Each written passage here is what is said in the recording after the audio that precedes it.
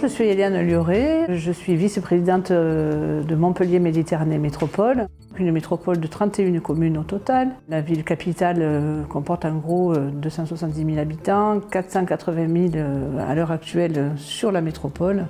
La métropole a obtenu un label French Tech parce que nous avons une cité qui bouge beaucoup, une cité qu'on appelle une cité intelligente et donc qui attire beaucoup de populations de toutes les régions de France.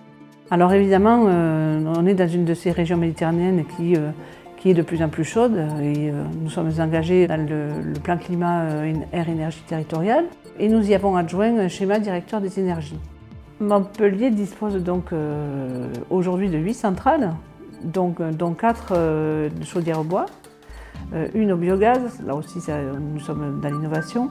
Et puis surtout, depuis 2015, nous avons la première centrale trigénération en France, située à Port-Marianne, donc un nouveau quartier qui alimente aujourd'hui 6 000 logements et qui sera appelé dans les années à venir à en alimenter en gros 10 000. Donc une centrale qui produit à la fois de la chaleur, du froid et de l'électricité au bois. Nous nous alimentons en bois à moins de 100 km, donc nous alimentons local. C'est une énergie renouvelable et c'est quand même nettement moins cher que l'énergie fossile. Et on a du recul par rapport à tout ça puisque ça fait quelques années qu'on y travaille.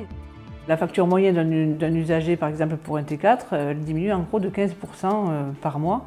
Elle est de l'ordre de 30 € par mois.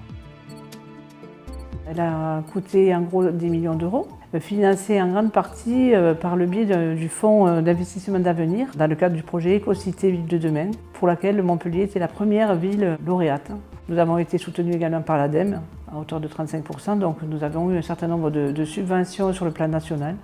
Sur ce projet-là, nous n'avons pas eu en effet à solliciter l'Europe. En revanche, nous avons un projet actuellement en cours sur lequel nous avons sollicité l'Europe, le FEDER, pour une nouvelle chaufferie au bois qui alimentera tout un nouveau quartier sur Montpellier. Là, d'ici à quelques années, c'est un quartier qui devrait être particulièrement innovant. Nous avons comme ambition en 2050 d'avoir une ville et une métropole à 100% alimentée en énergie renouvelable. Après tout, nous sommes tous connectés.